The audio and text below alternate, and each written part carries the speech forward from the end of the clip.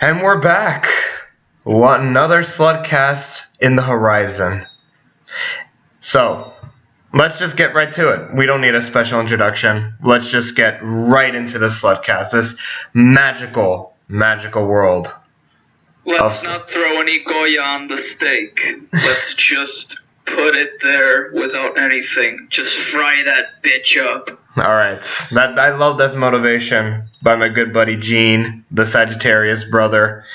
Enthusiasm on this bitch. Now, this title should be self-explanatory of what we're talking about and how we feel with certain things. Because of this fucking company. Yep. Disney, I hate you, but I'm inclined to love you if you don't fuck the rest of this shit up. So let's start with why we hate you. Yeah. Alright, so right off the bat, you've heard it before. It's been on the news. It's practically covered everywhere. A lot of YouTubers have been talking about it.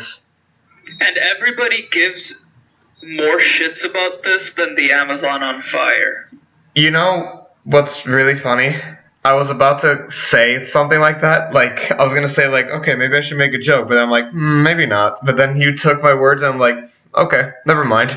Great minds think alike. Anyway, we're talking about Spider-Man first. Now, we have our little discussion on Spider-Man Far From Home. We both think that film is great, but we both have like different perspective on the matter of why we think it's great, but you know, it's not perfect, I guess you can say. I for one have little issues with the film. I for one think it's actually been one of Disney's best or at least like the best Spider-Man film in the MCU compared to Homecoming. But Gene has a different opinion on Far From Home, to which I will let him elaborate. Alright, so Spider-Man Far From Home, we're going to start with an in-depth review on it before we talk about the deal, because Far From Home has a lot in it. Yeah. That if Spider-Man wasn't in the MCU anymore, would be fucked. So, let's start with that. Right. Spider-Man Far From Home, I don't dislike it. Like, I love it, actually, as a Spider-Man film. But the thing is, I also don't like it as a Spider-Man film, if you catch my drift. Because of two things, actually. And it doesn't have anything to do with Tom Holland's Spider-Man. I actually love Tom Holland's Spider-Man. I would say that he's on par with Tobey, just not better than Tobey, because Tobey's still my favorite Spider-Man. But one of the things that I don't like in this film is the emphasis that they give to Tony Stark as Spider-Man's mentor. I understand that the mentorship that Tony gives to Peter, but do I feel like it should have been heavily emphasized in this movie? I don't think so. I think this movie should have been more of a Spider-Man flick than how does Spider-Man grieve Tony.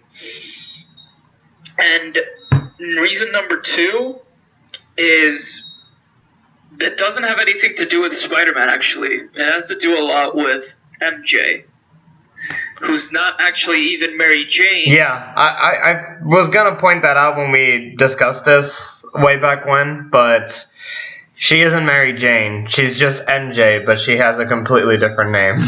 Yeah, she's MJ Michelle Jones. So if anybody didn't know that, I for one didn't know that until yesterday. So. Well, Gene, I have to tell you something. That's another thing we have in common. Yeah. Oh my god. Well, actually, not just MJ, but everybody else, everybody in the supporting cast except for Jake Gyllenhaal and Nick Fury. But every other person in the supporting cast I didn't really like. Like, you could throw them you could throw them to to some hot garbage and nothing would change. If you really wanted to go dark humor, you should have said you could have pushed them in front of a bus, a moving truck, or something. Trample them, kill them, drown them. Yeah, and burn them. Because Ned, I didn't like him. In Homecoming, I didn't like him. In Far From Home, I didn't like him. In future MCU movies, I'm not going to like him. I'm not going to change my mind about him. Michelle Jones, this bitch. This fucking bitch. Their relationship was cute. I'll give them that. It was cute, but if MJ doesn't do anything in Homecoming, and then in Far From Home, Peter likes her for no sudden reason, he's just like, oh, it's a girl, I like her. That doesn't give me any justification towards you liking her, because if I'm not mistaken, you liked someone else in Homecoming, and that was the villain's daughter. And now you just like MJ when you didn't even talk to her in Homecoming? That I don't really get. Then there's Betty Brant, the blonde girl, which I did not like the relationship that she had with Ned. It was just for a couple laughs. I didn't really care about the relationship, and I sort of knew that they were going to end their relationship once they got back to New York, once the movie ended, and it was just stupid, in my opinion. The teachers were funny, especially the secondary teacher that was talking about the witches. He was funny, but the other teacher was kind of dumb, and it was like dumb comedy, and I feel like comedy should be more witty instead of dumb. Like, there was this one scene where he just puts the camera on a board, on a fence or something, and it just falls on the water. That scene was, like, you take it out, it doesn't do anything to the movie. It doesn't give it any ups or downs, really. And, like, Maria Hill doesn't really do anything, considering in the end credit scene they explain why. That one, like, I don't really care too much about Maria Hill, truth be told, but it's like, honestly, I really wish that one end credit scene didn't exist. That's like the one thing I can outrightly speak. Like, I can outright say that that's like the only scene that I outright hated from Far From Home.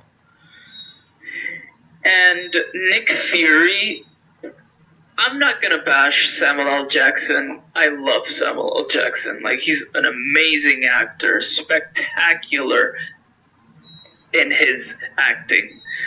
But I feel like Nick Fury, if you take him out of this movie, he does nothing other than say, "Oh, Mysterio, you're great. I love you." Like, you take him out of the film instead of saying, Mysterio, I love you. He does nothing other than the end credit scene. Like, the end credit scene was like, sure, I guess that's continuity. The thing is, like, Nick Fury is the one that sabotages Peter's entire, like, field trip. So it's like he both, like he's both a major character, and I can see why you would think that if you remove him from the film, nothing will happen, considering the fact that, you know, he was still pretty oblivious to Mysterio's plans since from the get-go, but, like, he was still the reason why they sabotaged Peter's, like, summer vacation. Yeah, but I feel like if instead of having him hijack the field trip, they would just go to the same locations that Mysterio would go, and nothing would change, really. I feel like Nick Fury sabotaging the field trip was more of, like, comic relief, if anything else. because we also had that one scene in the bus where Peter was almost killed somebody, which, if you take it out of the film, doesn't really do anything. Yeah. So that's my gripes with Far From Home. And to finish it off on another note, I saw Homecoming, and I've seen it multiple times. I have it on Blu-ray. I watch it at my house, and I kind of prefer Homecoming than Far From Home, actually. I feel like Homecoming has Peter's relationship with Ned is much better. In Homecoming, the supporting cast is bar none better than in Far From Home. I think Tom Holland's performance is better in Far From Home than in Homecoming, but I feel like Homecoming is more of a Spider-Man film than Far From Home, because in Far From Home they also have to deal with the baggage that Tony died, and I feel like they didn't handle his grief that well, to be honest.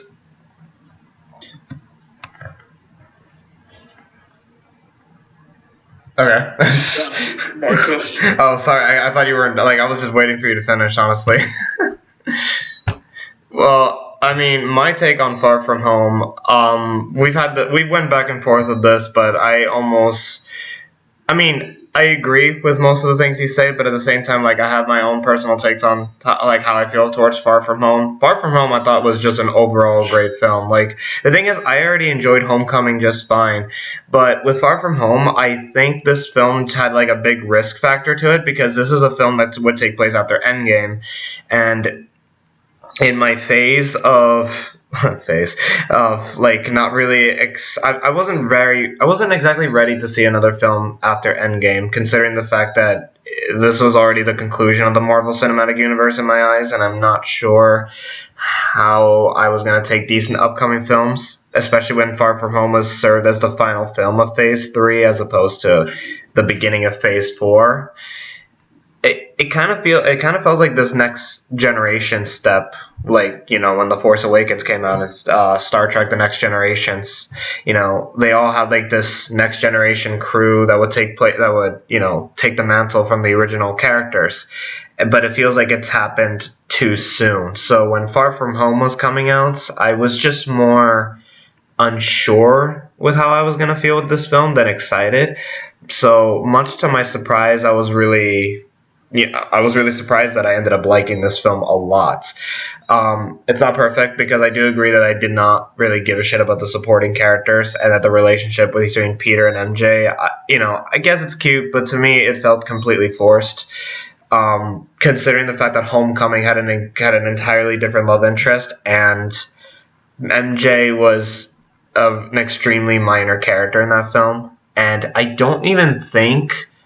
I haven't seen Homecoming, but I don't even think the ending even teased the fact that she was going to be a major character next time she comes back. Like, honestly, like, I just did not care. It wasn't until this film came out, and I feel like the reason why they even forced the relationship on Peter and MJ were because, well, that hoax that both Tom Holland and the actress were dating, so they were like, hey, let's put that in the film.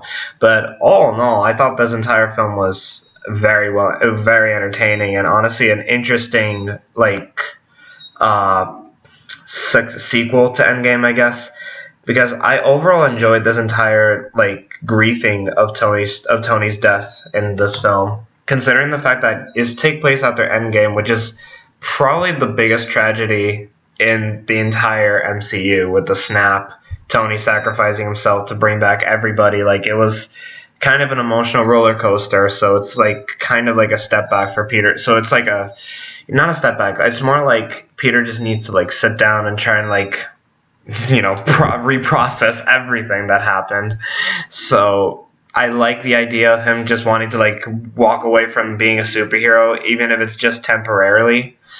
And I think the dynamic between, I like the dynamic between him, that he had with Nick Fury and Mysterio, in the sense that he just wants to be a normal kid, but he's just kind of filled with this big responsibility of having to be like Tony's successor, or at least to be part of like a new Avenger.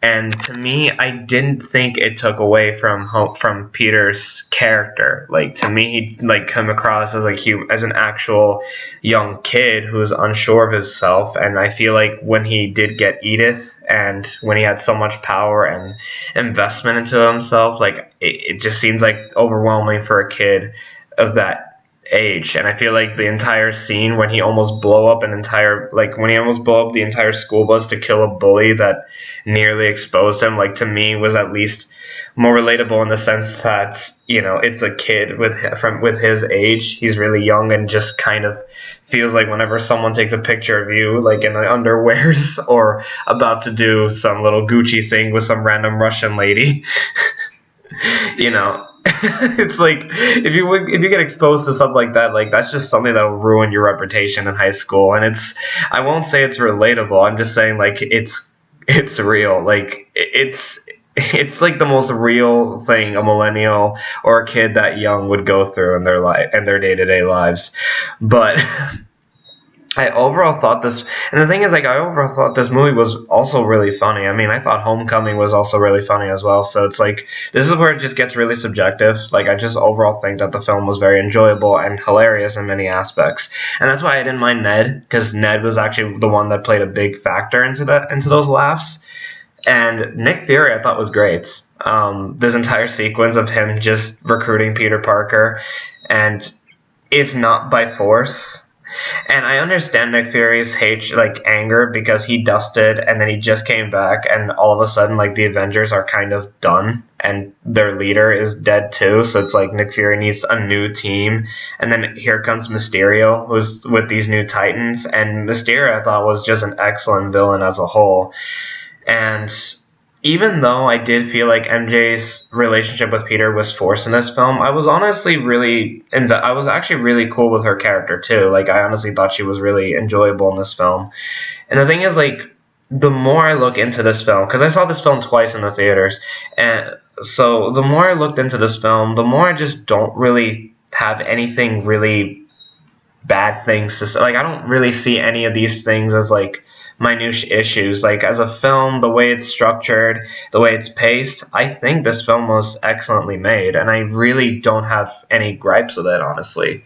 Like, aside from the post-credit scene where Nick Fury and Maria Hill were, well, the green guys from Captain Marvel, that's what I'm going to refer to them, because I honestly don't remember what they're called. Squirrels? Whatever, man. That was like the only thing I can outright say I did not like about the film. And I didn't even care if Mysterio being a villain was predictable. I honestly kind of wish he was a hero, because he seemed very likable as a hero, and I honestly had to give props to him. As for this film being, like, whether if I like this film more than Homecoming, I honestly haven't seen Homecoming since it came out, really, because I saw it in the theater and I saw it in a plane, and that's about it. The second time that I saw Homecoming, they censored my favorite joke in the entire film, so I was a tad bit pissed off. Yeah. I had to rewatch Homecoming again and probably compare it to Far From Home, and maybe I can give my intel on it, because maybe there's some things that I've missed from Homecoming that I can appreciate more than the things in Far From Home, and even vice versa. There are probably some things that I may have missed after my second viewing of the film, but I honestly found myself more invested with this film than I did with Homecoming when it came out. But that's besides the point. All in all, like, I just think that there isn't really much wrong with this film. I feel like a lot of the things that Peter goes through is actually a very believable route, and I think him being Tony's successor doesn't really interfere with his character, because I feel like there's more room to develop him as the films go on. But as you can see with the whole Disney versus Sony shit, we'll understand why I'm a little bit frustrated about this. But all in all, I thought Far From Home was a great film. A very solid entry in the Marvel Cinematic Universe, and a film that I consider to be the epilogue of Phase 3. All right. Now that I guess that concludes our Far From Home view. This is not a rant. basically. This more. This is just to clarify where we stand with the latest entry of a Spider-Man film that we both enjoy, and seeing the direction that Disney is going to be taking, or that Disney and Sony are taking with the Spider-Man name, and why we are both very upset with said decisions. Yeah. We'll start praising you in a minute, Disney, but we're gonna be shitting on you for a second. So I hope you don't mind. With your permission, thank you very much. All right, let's get to it. Yes. So, Because you did some pretty shady stuff with my favorite superhero of all fucking time.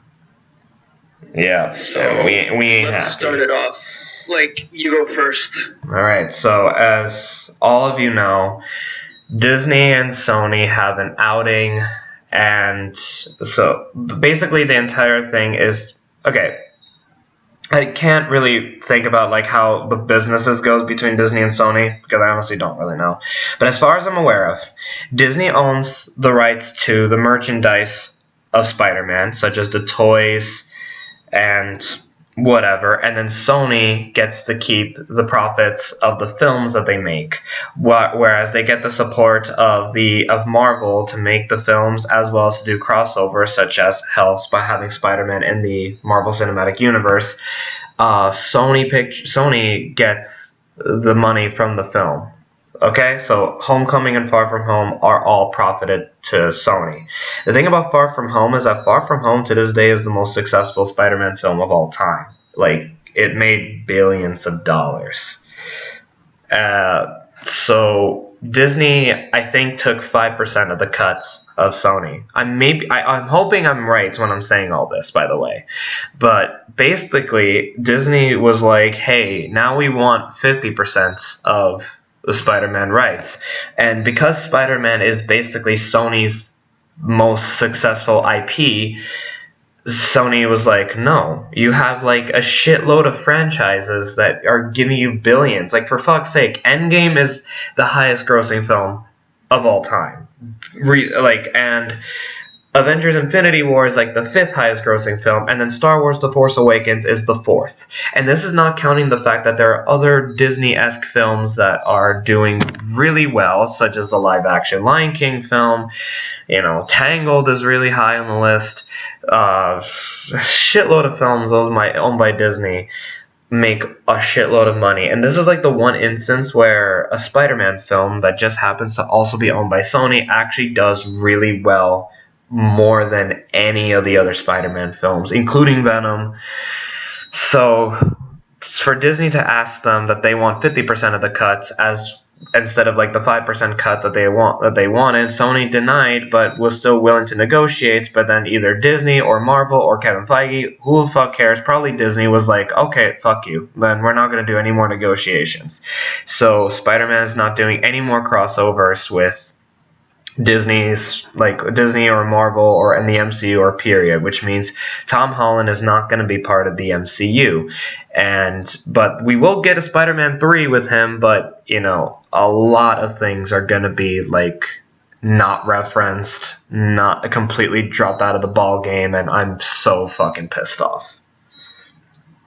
I was so pissed off that I texted this boy and another friend separately through text messages, and I even went on a little Mortal Kombat 11 Sindel like rant for a moment, which I will not get into until, you know, when Sindel comes out. But the point of the matter is that when you bring in a character that has like established developments and, you know, clearly has a role important in the MCU that's gonna carry over to the next film, like has to, and you're gonna remove it completely, it's irritating.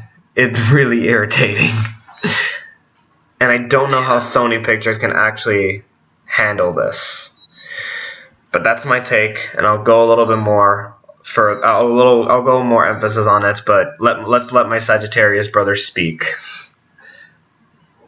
Yeah, it really sucks. I mean, you took all the words out of my mouth, and Disney wanted 50% of the take for Spider-Man Far From Home, and they even still wanted Spider-Man in the MCU, which all of us want, basically. Yeah. But still, it's pretty shitty to want 50% of the take where all of the Avengers movies made billions of dollars. Star Wars Force Awakens came out. Episode 9 is going to make a lot of money. And you also have Disney Plus coming out. Imagine how much money you're going to make with Disney Plus. That's not only going to have the Marvel movies, but it's also going to have all of the Star Wars movies. And you're going to make remakes of all other Fox movies, which are going to be like a Home Alone remake. I don't know what other fucking Fox movies are there, but you're going to make remakes of them. The only one I knew was Lady and the Tramp. That's the one I knew.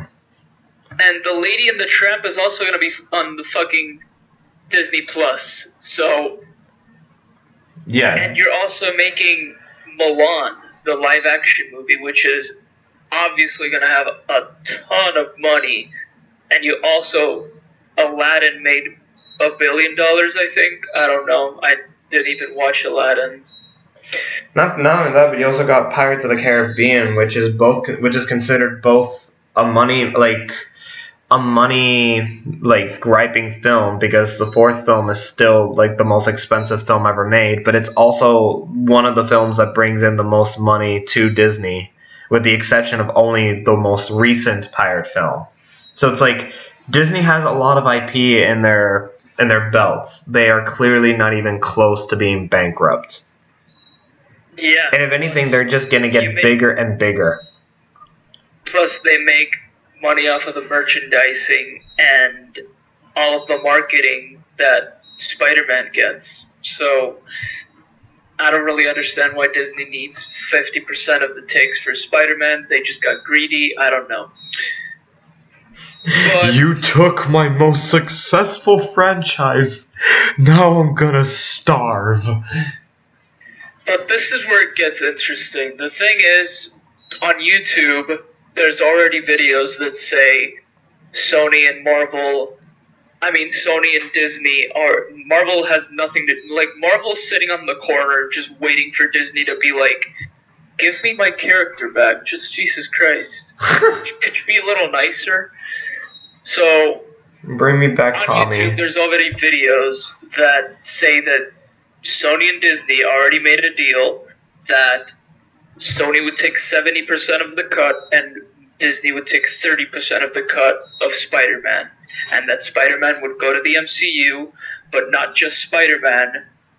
All of the Spider-Man villains and anti-heroes such as Venom, Carnage, and Morbius would also go to the MCU. I also heard that they might do like a little crossover with Into the Spider-Verse. Yeah, they would, and also instead of an MCU, Sony Spider-Verse would also be connected to the MCU. And those videos are popping up on YouTube. I'm just announcing this. I don't know if it's real or if it's just generating hype.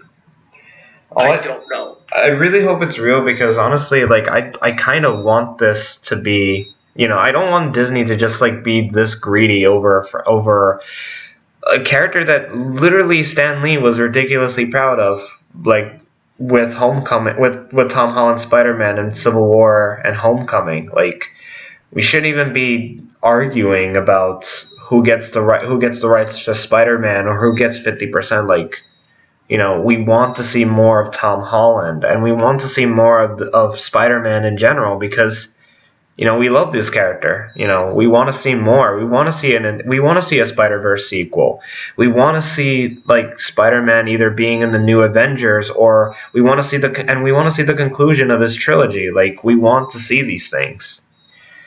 And to see Disney to see Disney just kind of rubbing it in Sony's face that we just want like half the profits. Like why are we having this discussion? Like, come on, you have Rise of Skywalker coming out, like, geez, and Disney Plus, like, seasons, like, we have like a shitload of things. Like, you literally have everything.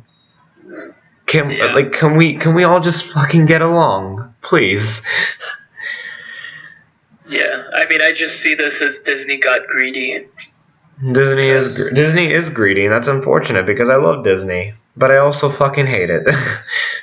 And I also want to inform some of the Disney backers, all of the people that love Disney and will never say anything bad about it. I'm gonna give you a little history lesson on Disney. Yay. Disney actually rewrote the copyright laws in 1962 to 1963 just so they could keep Mickey Mouse as the front runner of Disney, as their mascot. So, if that doesn't explain to you how greedy and how scummy Disney is, I don't know what else will. If they had to rewrite a copyright law, as in part of the fucking Constitution, then I don't know what else will change your mind. Now we have to think the worst and say that Disney and Sony haven't come up with an agreement to keep Spider-Man within the MCU. The real question that we have is, can Marvel survive without Spider-Man? Now, I'll give a quick rundown on my opinion, but Gene's gonna for the most part steal this one. So we'll steal the show in this one. Because he did say that he has a lot to say about this token. In my eyes, I don't think Marvel is going to be able to do shit without Spider-Man. But that's really because, in my honest opinion, none of the new characters outside of the Avengers are interesting. I don't know if Falcon and Winter Soldier are even going to be in the new films, but as far as I'm aware of, they're only going to be sticking to their TV show. Doctor Strange seems only cool as a supporting character, like how he was interpreted in Thor Ragnarok and Infinity War. And Black Panther was cool in Civil War, but then he lost his vibe. Like, I never got that same impact from his movie or Infinity War and Endgame. And then Captain Marvel, honestly, after Endgame, I even wondered why the character even exists. So, it's true. Honestly, with the build-up that they gave Captain Marvel, I thought she was going to play such an important role in Endgame. She's only in the film for 5 minutes. So it's what was the fucking point? Yeah. You wanted to make a Black Widow prequel for Phase 4, you might as well have just made a Black Widow film instead of Captain Marvel. Why? And I agree. I don't know, and I don't know what they're planning with Captain Marvel. It's so to me, she's not interesting enough for me to care about the new Avengers. And then that's it for now. As far as I'm aware of, that's it. I mean, I guess Scarlet Witch is gonna be in Doctor Strange, which is kind of the reason why I'm curious about it. But Scarlet Witch has never really been the character that sold me on the MCU or was the main selling point for me. And yeah, to me, Tom Holland's Spider-Man was the reason why I was kind of excited for something after Endgame, post-Endgame stuff. Not really for Doctor Strange or Black Panther or Captain Marvel or the Eternals or Shang-Chi, aka Liu Kang. It's I got nothing. I got no reason to care, and even less for Thor 4. Thor Love and Thunder, I'm not even excited for that film at all. So, especially after what I told in the last Slugcast. Yeah. And to you privately. Yeah. So that's my take. Gene, you may steal the show while I go get some water. Alright. So, Marvel, will you survive without Spider-Man in your films? And I hate to break it to you, yes and no. Mostly no. See, here's why. You made a film, Avengers Endgame, on all the characters, all your main selling points leaving. Iron Man, Captain America, Hulk, Thor, they're all gone.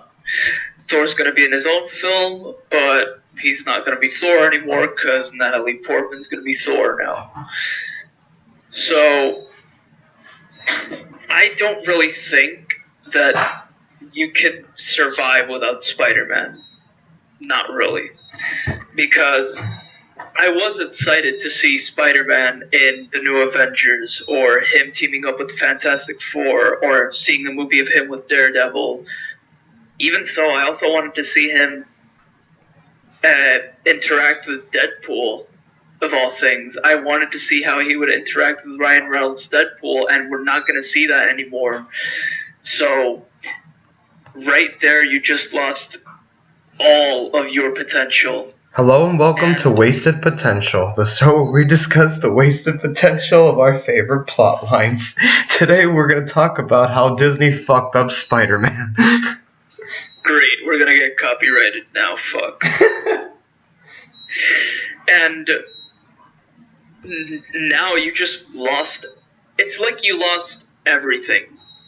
Because when you think of Marvel, and I'm gonna get a lot of fucking hate for this, but when you think of Marvel, you think of Spider-Man. You don't think of anybody else other than Iron Man or Captain America. You think of Spider-Man. And I just don't feel that any other character could live off of Spider-Man's fame, because... And that's if he's not going to be in the MCU, because I don't know. I think he is or he's not. Like, there's a lot of shit going on around the internet, and I'm not trusting anybody until I get some real, actual, concrete evidence that he's not going to be in the MCU or he is going to be in the MCU. But alas, I feel like no other characters could top what Spider-Man could have done in Phase 4 or Phase 5. And actually, regardless, you already screwed up Phase 4 because you have the rights to X-Men now and Fantastic Four. Just put out a movie for X-Men already. Like, do Wolverine already. Deadpool. Storm. Professor X. Fucking Magneto. Anything that will get my that will get my brain to forget the atrocity that is Dark Phoenix. Or do a really good Fantastic Four movie, like, Jesus Christ. Instead of giving me characters that I don't know anything about, like the Eternals, for example. But I'll give them the benefit of the doubt because they could pull Guardians of the Galaxy. But I just don't know about that. We just have to wait till the film comes out, and the film has to be good. But the thing about Guardians of the Galaxy is that it has this little charm to it. Like, you know, it's a really cute film that everybody can get into, really. There's just really little that's wrong with it. To me, it's like, I feel like they did a really good job because they knew what they were working with, and they interpreted it in a way that's just entertaining for all. But can they really do that with every IP? Because I don't know shit about Eternals, so I don't know. But then again, I don't know anything about Guardian. I didn't know anything about the Guardians until that film came out. But, you know, it's a risk. It's a risk.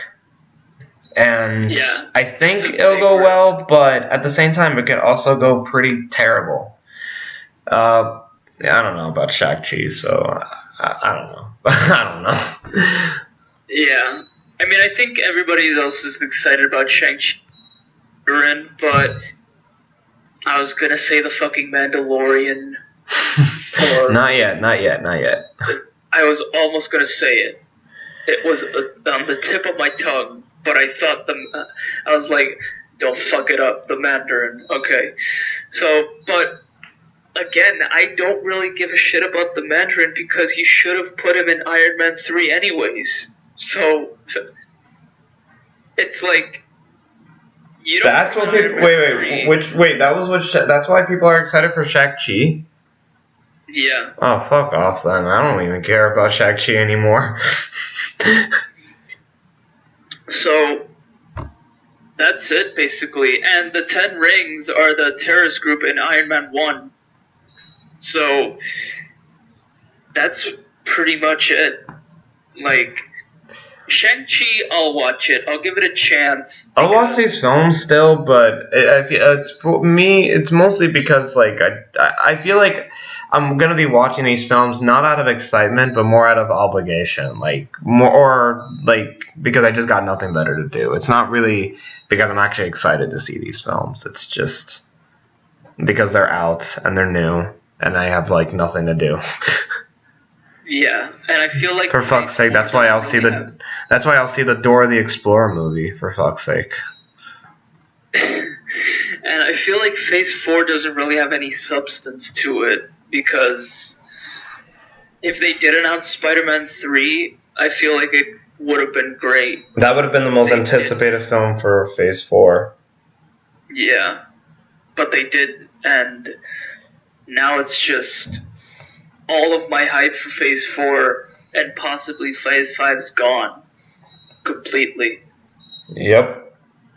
Congratulations, Disney. And going by what you said, that like the first thing that comes to people's mind when you say Spider-Man, I know I say that Iron Man is my favorite superhero, but again, that's mostly out of the MCU's interpretation.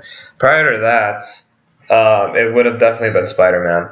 But the thing is that even then, like, it's the first character that pops up into my head whenever I do think about Marvel is Spider-Man, and you have to understand that Spider-Man is like a lot of people's favorite superhero character and their favorite Marvel character. Like I almost find it impossible to find one person that would say otherwise, cuz maybe they'll tell me Captain America at most, but for the most part, if not Captain America, then the likelihood of them saying Spider-Man is almost like 90% of the time.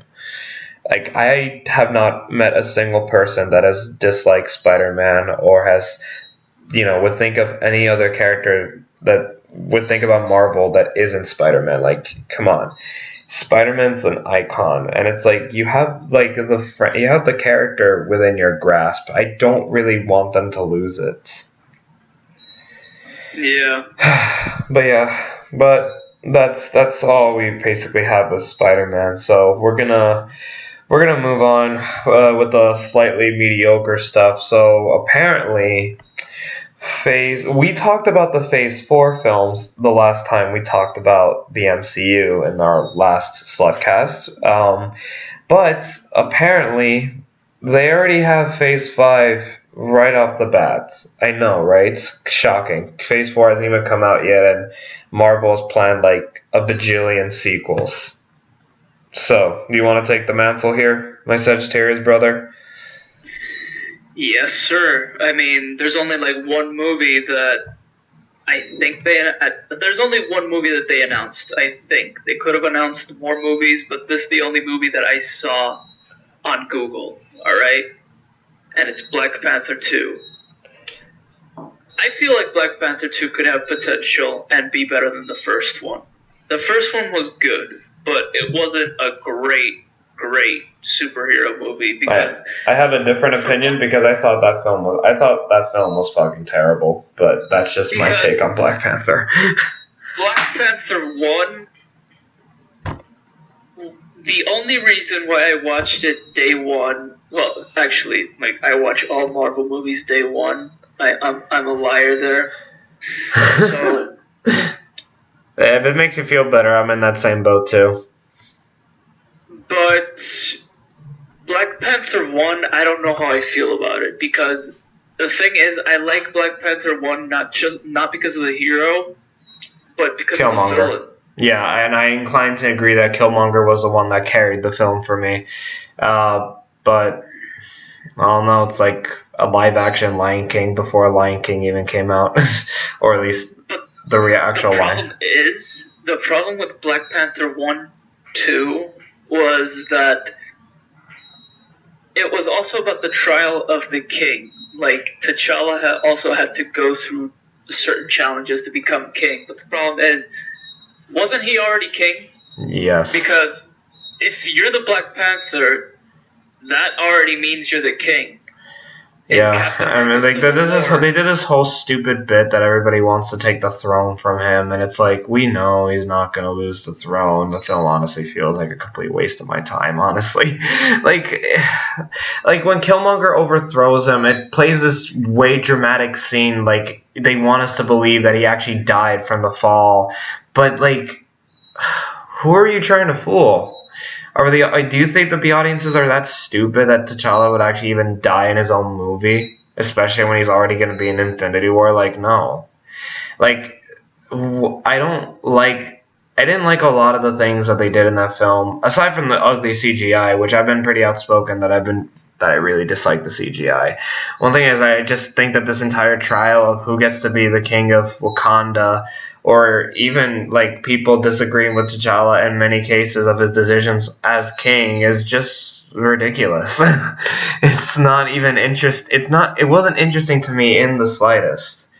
And it's just part of the reason why I swear, I saw Black Panther in the theater and I was so distracted because I was not invested to it. I managed to watch it again on Netflix because I know a lot of people love this film for some reason, and I decided to give it the benefit of the doubts, and quite frankly, I couldn't even finish it the second time. I was like, I'm done. I got to the point where Killmonger practically overthrows T'Challa, and then from there on, I'm done. I'm done. I don't like the supporting characters. I don't like any of the characters or T'Challa himself. Like I said, like you said, Killmonger was the character that interested me, and yeah. And this is gonna sound a little bit racist, but I also hated the trailer because of the music. And BTW, we can't say this because we're in the minority, guys. We're not white people. I mean, kind of, but it's not really. I'm fucking tanned. well, yeah, like, but in my sense, like, we're not racist white people yet. like, we're part of a minority. In short, we're both Puerto Ricans. Yeah, like, hate to break it to you guys, but we can say these criticisms. We can say the N-word, because, in a way, we're not white. Like, it's complicated. We are white, but fuck it, we're Hispanic, okay? Like, that's it. Like, it's kind of in our it's in our nature. Though in terms of skin color, you are way whiter than me. Yeah, like, so before you write in the comments, I bet you're fucking shitty white people, like, no, man. None of my criticisms are even the film, like, being, like a bunch of people being black people. Like, I really couldn't give a shit about that. Like, I just think the film overall was just terribly made. No, like, I'm just saying, because everybody else that criticizes the movie is... Commentators always say, well, how can you relate if you're just a white person? I'm just addressing that before you comment that. Here, I'll give you all the benefit of the doubts. The most underrated superhero, in my honest opinion, in the Marvel Cinematic Universe is War Machine. Before you comment that, you stupid keyboard warrior. But anyway, and even then, like, my biggest defense of, like, the black superhero thing, my favorite underrated superhero is ironically a black guy. It's War Machine. I fucking love that guy, and I hate the fact that he gets underused in these movies. So, pointing that out there. Alright, but aside from that, let's just end it right there. Yeah. I feel like Black Panther 2 could have some potential, but the problem with the movie is that Killmonger's not going to be in it. So, I don't know who could be the villain. Andy Serkis could be it, but I feel like Black Panther could just knock him out with one of his nails or something. I mean, for fuck's sake, if Adam Driver can do it. I mean, his claws.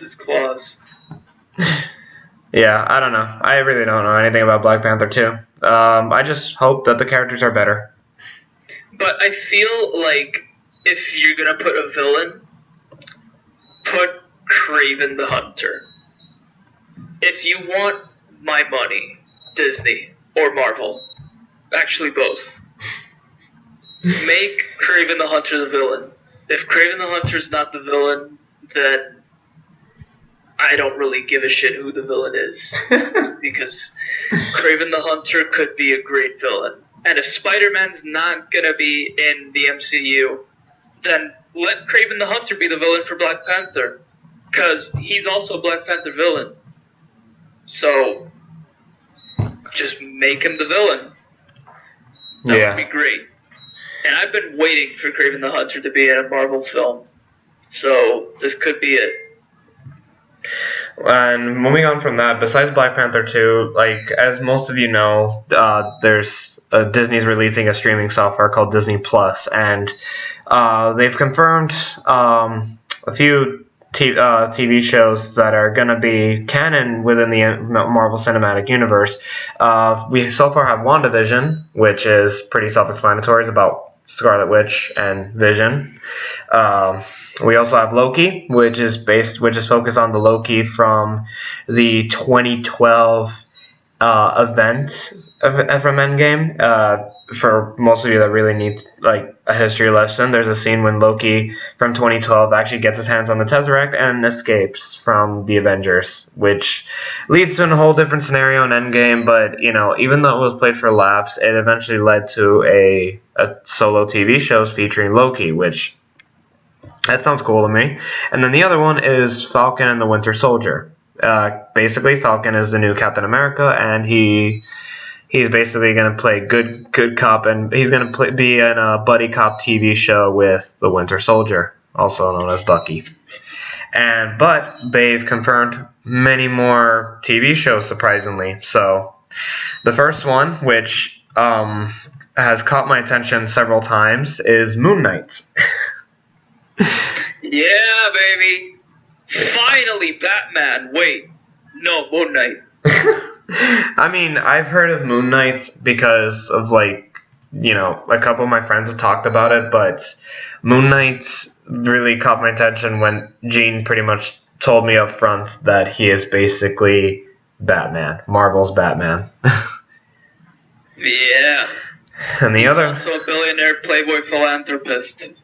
And the other one, suffering from split personality disorder. And the other one, you're gonna have to talk to me about this one a little bit, because I know about this character, but I don't know anything about this character. So the next one is She-Hulk. Help me. Alright, so She-Hulk is basically another Hulk. That's all I know about her. I don't really know any shit about She-Hulk. You want to know what was my introduction to She-Hulk? She was a playable character in Marvel vs. Capcom 3. We also have that in common. Actually. And don't shoot me, but when Guardians of the Galaxy came out, I thought Gamora... Gamora was She-Hulk? Is that wrong? Oh my god, alright. Please don't crucify me, okay? Well, all I know about She-Hulk is that she has no relation to Bruce Banner.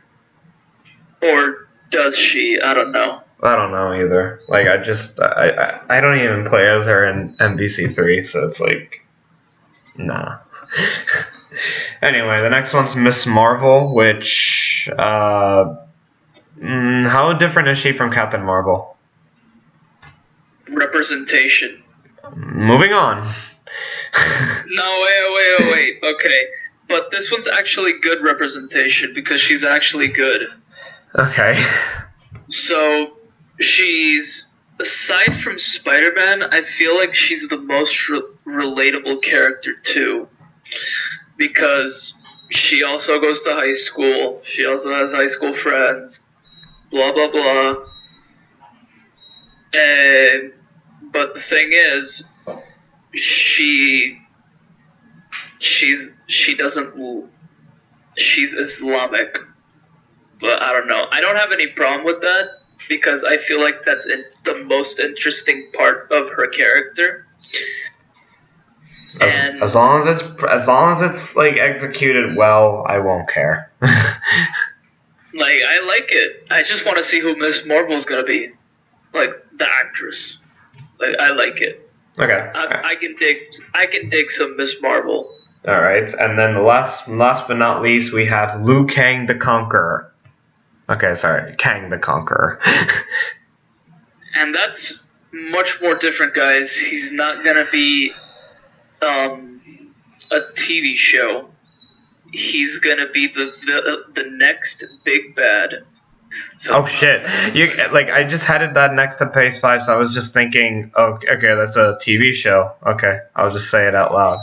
So what the fuck is Kang the Conqueror then? That's the new villain. Okay, I get that, but what is if he's Thanos' successor, what exactly does he do? This actually is gonna stir the pot a little bit. Okay. He's a time traveler. Fucking Christ.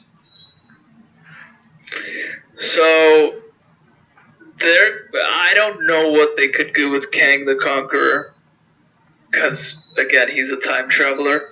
So they could change the events of Endgame. They could change other things. They could change whatever. They can change anything they want, because the ball is in Marvel's court with Kang the Conqueror. If they want to bring back Iron Man, they can bring back Iron Man. If they want to bring back Captain America, they can bring back Captain America with Kang the Conqueror. God. So in other words, if they want to renew the contracts of the old Avengers, they can do that. I'm not saying that they will, I'm just saying that they can. It's a possibility. I mean, Kang the Conqueror just kind of reminds me of Chronica, how she managed to bring back younger versions of the old characters. So it's he's kind of like that, but just not that. I'd honestly be okay with this if it's been a long enough time, enough time since Endgame, and assuming that the old Avengers group are still alive at this point, that we can get another movie with the old Avengers, at least just one more for old time's sake, maybe for the 20th anniversary of the MCU. I guess that'd be cool. I mean, they're probably going to do that because his main thing is to conquer history. So all he wants to do is change history for his own benefit. So I think that they could bring back Iron Man and Captain America. I'm just not sure, because that's his whole shtick. He just goes back in time to change things up to better himself. Okay. So I feel like they could do that. Well, until then, we don't have anything else to talk about for Kang the Conqueror. So this is where we're gonna stop talking about the Marvel stuff, and let's go a little bit more in depth with Disney Plus for a moment, shall we? So, as we mentioned before, that Disney Plus is a streaming service, kind of like Netflix, but owned by Disney. And now, this is where I'm going to say rest in peace, Netflix, because literally anything that has been owned by Disney is going to be pulled out of Netflix and put into Disney Plus, albeit movies, TV shows. So, we're going to have the animated Disney series. We're going to have the live action remakes. We're going to have Pixar films, Star Wars, Marvel, and Pirates of the Caribbean, etc. They'll all be here, which I think is something I'm okay with. I mean, at this point, Netflix should just bring back Quickster, fuck everything else. Basically, Netflix needs to bring in the best of the best, because Disney's pulling no strings to hold these down. Just bring back Quickster, Netflix. Bring back Quickster. Make everything better. So, we'll get back to Disney Plus, because there's a lot of justification as if we can actually get it, but so far it has me with their movies and, their movies. But some of their TV shows catch my attention. something we'll get into, and thus, especially these ones. so we're gonna go with the ones. Well, we're gonna go with a franchise that is near and dear to our hearts since we were kids. So we're gonna start talking about Star Wars again. Yay! People are so excited for Star Wars, but I promise you that these things are actually good. So I want to talk about the one that I'm personally excited for the most, and that is Season 7 of Star Wars The Clone Wars. So my favorite TV show of all time is Avatar The Last Airbender, but my second favorite TV show is Star Wars The Clone Wars because I think that this show does the prequels so much justice. It basically takes everything that I did not like about the prequels, albeit the terrible characters, the lack of character development on Anakin's parts to justify his fall to the dark side, and overall just having a fun Star Wars story to tell, or multiple stories to tell, is here in this show. And I, for one, was pissed off when they canceled Season 6, when it was getting really interesting, and finally this series is going to come back for one more season. And they choose to end their latest trailer with Ahsoka Tano fighting Darth Maul, something that I was already really excited to see in Rebels. And fuck yeah, like, Season 7 is going to end in such a way that I just hope will never disappoint me, and I can at least be satisfied with a solid conclusion to an already amazing TV show. Definitely. Like, yeah, and FYI, Ahsoka Tano is the best female character in Star Wars. This is objectively speaking the truth. Objectively. Like, I love Leia, and, you know, Padme is cool, I guess, but Ahsoka all the way. I mean, I prefer Leia. That's just my opinion. Over Padme? Over Ahsoka. And this is where our friendship ends. No. Like, I love Ahsoka. I fucking love Ahsoka. But Leia's iconic. Leia is iconic, and Carrie Fisher is iconic. Rest in peace. Yeah, I getcha. But like, I love Leia. I fucking love Leia. Alright, moving on. Jokes aside, I also love Leia, but I mean, I'm still gonna favor Ahsoka. Like Ahsoka does so much with the show, and I feel like she grows the most. Like, truth be told, out of the original characters of the original trilogy, like, I don't really think Leia's ever really grasped me the most. Not to say that she never caught my attention. She's still a great character, but I just personally prefer Ahsoka as overall characters. Alright, we're talking about Season 7, not Ahsoka only, Marcos. Well, come on, Darth Maul. Oh, we can also gush about Darth Maul if you want. About Maul? Yes.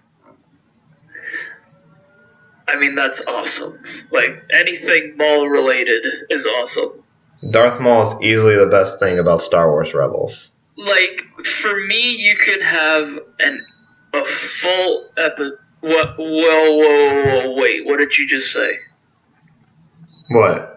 That Darth Maul was like the best thing about Star Wars. Wait, I said that Darth Maul was the best thing about Star Wars Rebels. That's where we disagree. What?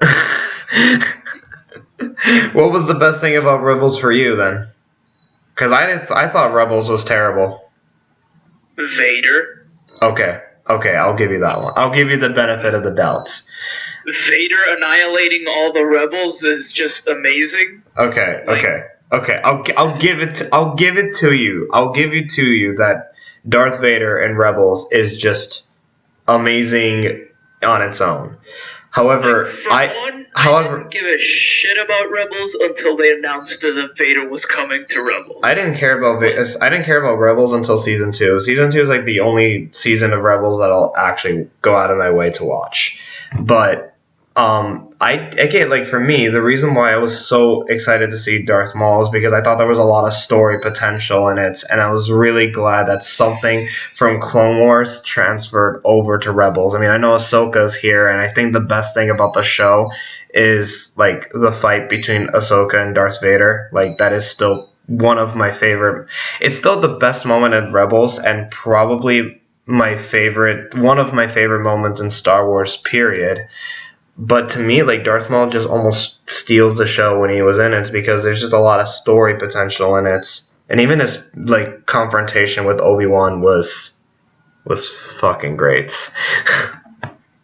I mean, Obi-Wan is just objectively the best Star Wars character. We can subjectively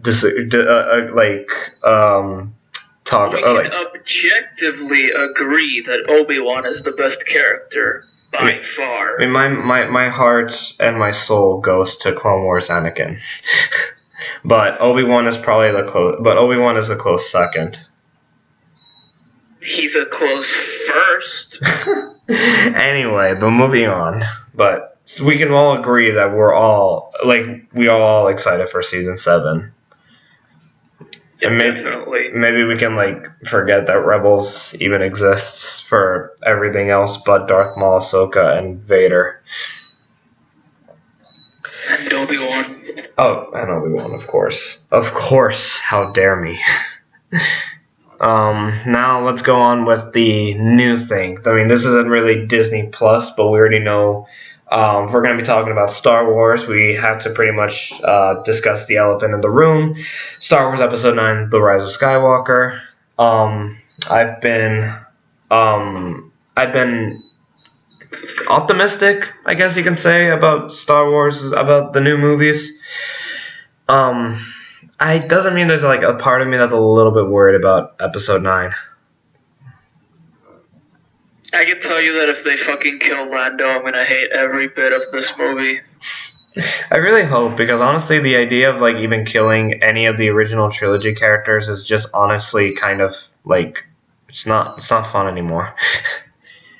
I mean, yeah, killed Han. Han Solo was acceptable because Harrison Ford wanted to die in these films. So honestly, everybody and their mothers saw that coming. I was not really expecting Luke to die in this film. I honestly thought he was going to die in Episode 9, but I didn't. That doesn't mean that doesn't mean I want to see any of these characters die. That was the first thing I probably said up before The Force Awakens came out. I was like, they better not kill any of the OT characters. And then so far we're down 2 of 4. And I mean, you can kill Luke, but still keep Mary Poppins alive. Yeah, that's one thing.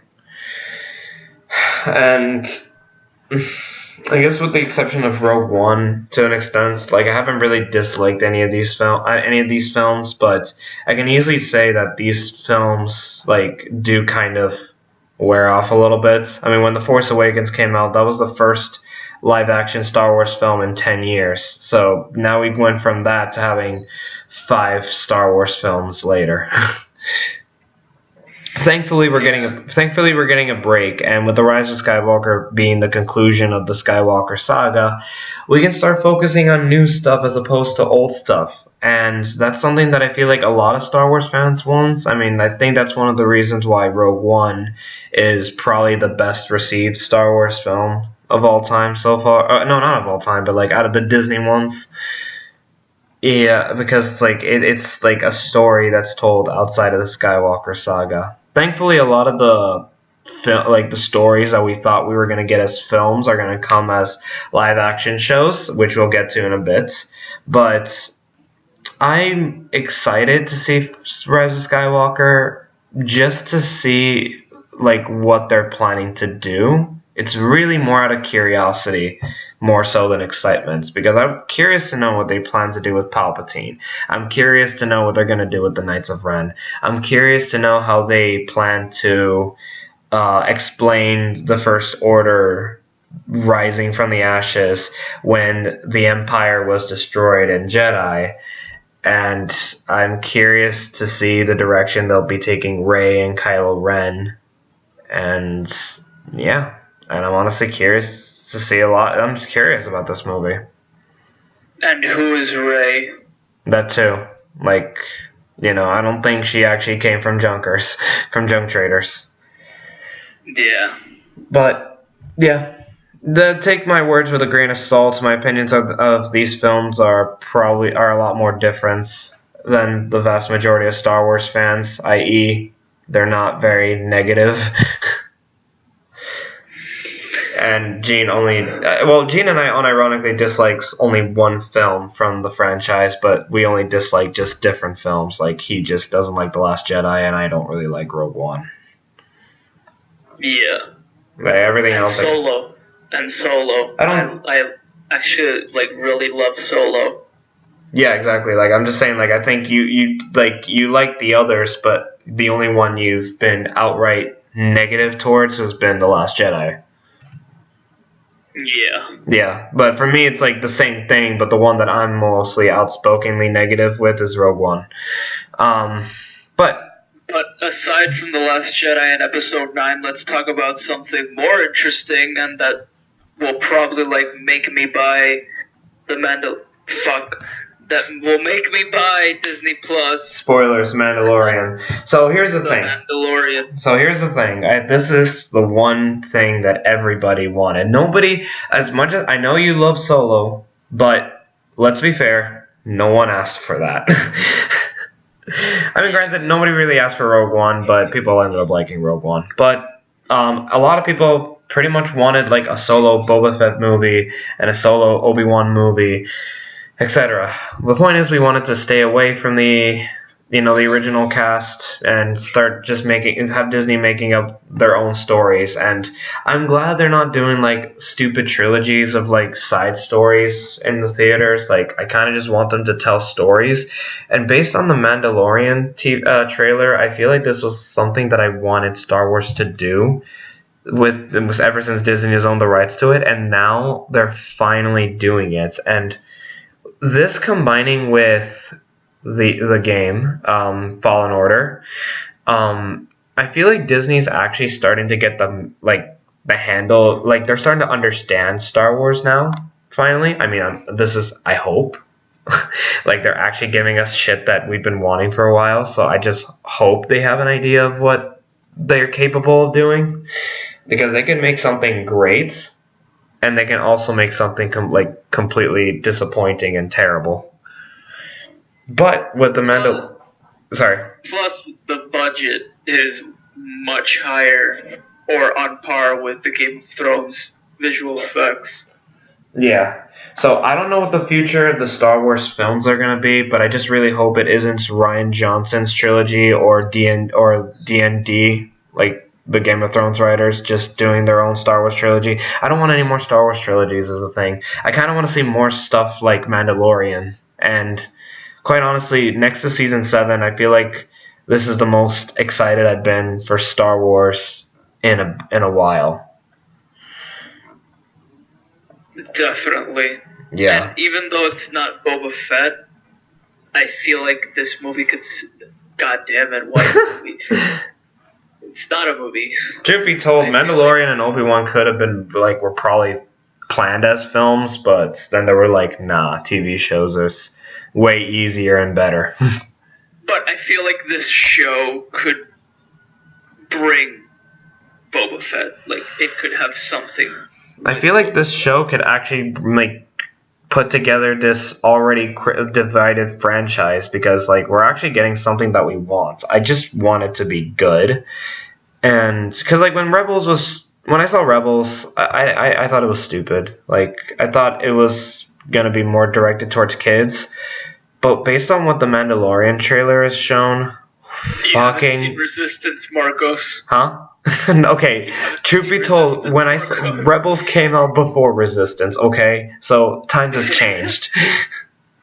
But The Mandalorian is a fucking mature Star Wars story. It's honestly something okay, I'll give the benefit of the doubt with Rogue One, that Rogue One is probably the most serious and gritty Star Wars film we've had, since it talks a little bit, since it's basically more like a war movie.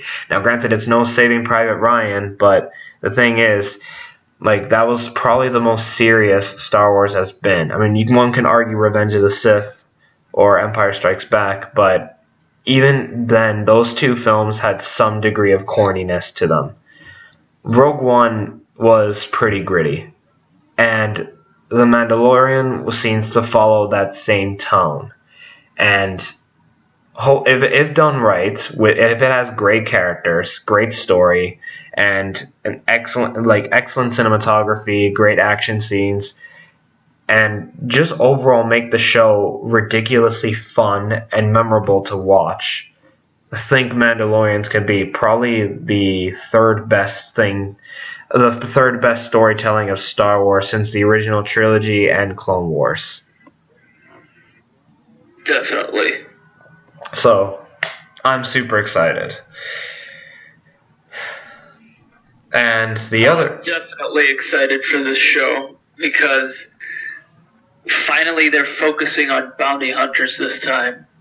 Like, the more scummy villainy side of Star Wars, and I feel like that could be very, very interesting, and I'm down to watch that. Maybe, who knows? Like, since we did plan that we're doing like film reviews, like, or film debates in the future, maybe we could cover like TV shows, like Mandalorian being one of them.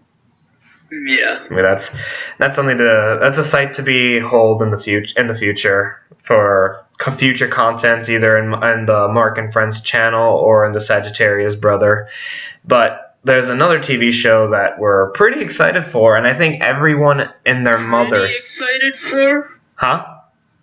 Pretty excited for. Okay, how about fucking amazing? Yeah, excited for. I think extremely is only putting it lightly because we're like fanboyish, insanely hyped, excited for this show, and that is the Obi-Wan show, starring Ewan McGregor as Obi-Wan Kenobi.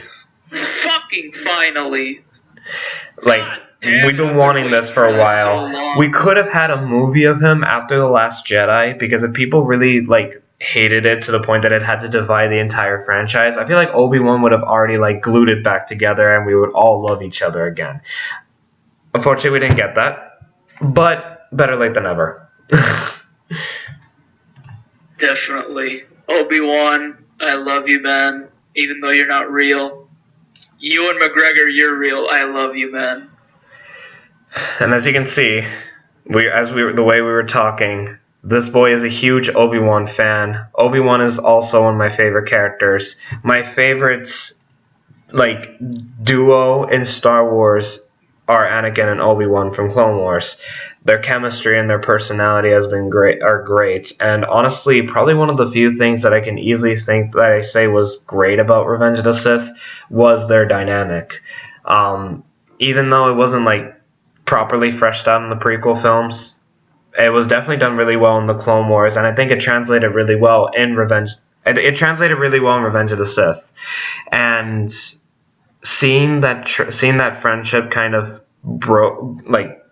seeing that friendship fall out the way it did, it makes me want to see this show even further, especially with the fact that this is going to be Obi-Wan searching on how to be one with the Force, much like how Qui-Gon Jinn did beforehand.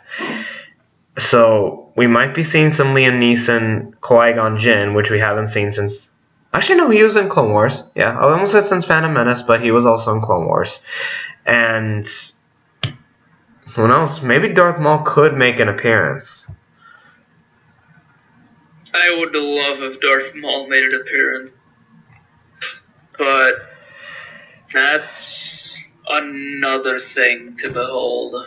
Because if it's Darth Maul, if he's the villain of Obi-Wan, then that's just going to be amazing.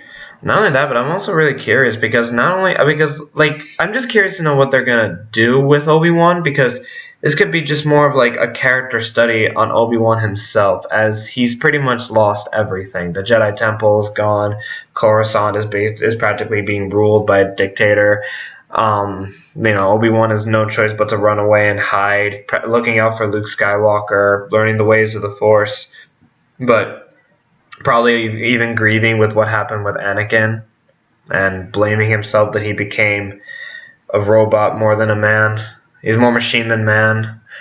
So there's so much you can do. There's a character study, like with this character, and honestly, I know I just said this with the Mandalorian, but Obi-Wan could potentially be just as good as Mandalorian, if not better. I think a lot of people are excited for this show, maybe a little bit more than Mandalorian, but truth be told, this is just a good time to be a Star Wars fan. This is an excellent year for Star Wars fans. This is a great time if Disney wanted to bring back the Star Wars fan base together after the shithole or the divisiveness that was The Last Jedi, I guess. So all this, Season 7, The Mandalorian, and Obi-Wan, and practically giving us a climatic conclusion with the Skywalker saga, this is gonna bring us back together. Even if Rise of Skywalker doesn't turn out to be a good movie, like if we pretend we live in the world that we predict the future, and Episode 9 is not that good, I don't doubt that. Even so, I don't think that anybody else could not be excited for Ewan McGregor returning as Obi-Wan. Yeah, like as I was saying, like Episode 9 could probably be a bad movie, but everything else that we have on the side as TV shows is gonna probably carry it up. And I don't know, they had to really be brain dead stupid to make these shows bad. They had to really not understand what the appeal of Star Wars at this point. But this just kind of proves to me that I don't think that Star Wars is ruined by any degree. Yeah. So this leaves us to the main question at heart: is having the Disney animated films, Pixar, Disney live action remakes, the Marvel films, the Star Wars films, the Pirates of the Caribbean films, as well as these new stuff. Season 7 on Star Wars: The Clone Wars, Star Wars: The Clone Wars in general, the Mandalorian TV show, Obi-Wan, Moon Knight, She-Hulk, Miss Marvel, etc., WandaVision, everything, with everything that's being put in Disney Plus, is all this justify our purchase of Disney Plus? And to this, I will give it to you. Okay, so that's a handful. And I would have to say, with a burning passion for The Mandalorian and Obi-Wan, and Season 7 of Clone Wars, and Moon Knight, and possibly Hawkeye, because I'm excited to see Hawkeye. Yeah, I almost forgot. And most importantly for me, all of the Marvel MCU movies and all of the Star Wars movies, including the original trilogy, I would have to say yes, it does justify my purchase of Disney Plus.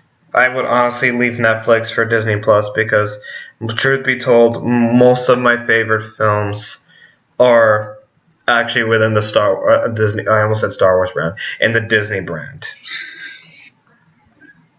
And truth be told, I pretty much enjoy Star Wars regularly. Like, I don't hate the franchise. Like, I can just sit down and watch literally any of the films that isn't The Phantom Menace. And I guess to a lesser extent Attack of the Clones. But everything else, like, I can just sit down and enjoy to some extent. Even the ones that are considered to be pretty bad, like, I'll still watch it and I'll probably enjoy it to some extent. Like, I just love Star Wars. And I love the MCU. And I love the animated Disney films that have impacted my childhood. And I even like some of the new Disney animated films, like Tangled and stuff like that. And Pirates of the Caribbean is my biggest guilty pleasure. And one thing, Disney, just don't put the Marvel animated TV shows. Just don't. Okay, yeah, we can bury those. Do all of us a favor and don't put those on Disney Plus. Just leave that on Disney XD. Just leave that on cable. Just leave that out, cause that shit's garbage. That's where DC's kicking your ass. That's where DC has your number. That's where DC just buries you with the golden shovel. That's it. GG, buddy. But aside from that, I think with Obi-Wan, they already got my purchase. With Obi-Wan and Ewan McGregor returning as Obi-Wan, Clone Wars alone already has my purchase. They can take my $7 just because of Ewan McGregor returning as Obi-Wan. Take my $7, Disney. You can have all of my $7. In fact, I'll even pay the fucking tax too. Okay. Calm down. You don't want Disney to go I'll even put $13 just to have fucking Hulu and all the other shit combined. Gene, think about this. This is Obi-Wan. Gene, think about this. Think about what you're doing. This is gonna go on YouTube, and we don't want Disney to go, what an amazing idea this boy has. Let's charge them everything. Fucking hell. I mean, that's just me, because I also watch sports, so Blah. I don't have cable anyways, so I could use ESPN. I watch esports. That's a whole other debate, considering... I can't defend myself with my appeal towards sports. They're just not my thing. Alright. Anyways, Obi-Wan and The Mandalorian and Moon Knight are my most anticipated shows for Disney Plus. You already know my anticipated ones. That's basically all the Star Wars ones. I can't fathom enough how excited I am with Star Wars. Definitely. And with that being said, this is where we conclude the Slutcast, or this episode, the latest entry of our Slutcast. And yeah, I had a blast with this one. I had a lot of fun talking about the Spider-Man stuff and basically our excitements and our disappointments with Disney. And I hope we also change your thoughts on some things, guys. Yeah. Black Panther's not that good of a movie. And it will never be. I don't know. It is Disney's fault for Spider-Man. So if I see any of you guys saying it's still Sony's fault, no. Sony even bought Insomniac Games just so we could have Spider-Man 2 the video game again. So shut the fuck up. Wise words from the Sagittarius brother. Anyway, guys, this has been a very fun Slutcast, and I hope you all enjoyed. We'll have more stuff planned. We're practically introducing a new series in the future, such as maybe we'll be doing some film reviews and debates in the future. We're also be streaming more often. Call of Duty Modern Warfare is coming out, as well as Lego Star Wars, the Skywalker saga. What else we got? It's not for kids. Mortal Kombat 11's DLC are still coming around. We'll be talking about Joker. We'll be talking about Rise of Skywalker. We'll probably be talking about most of the things that we've already mentioned here, so there's going to be a lot of content from the two of us specifically. So you just fasten your seatbelts and prepare this, because it will be a long-ass roller coaster for when we get to tackle these things. Sit back, relax, and shut up. Anyway, guys, thank you all for watching, and I hope to see you all next time. Alright, guys. We must bid you adieu. Goodbye, good night, and farewell. Later, sluts.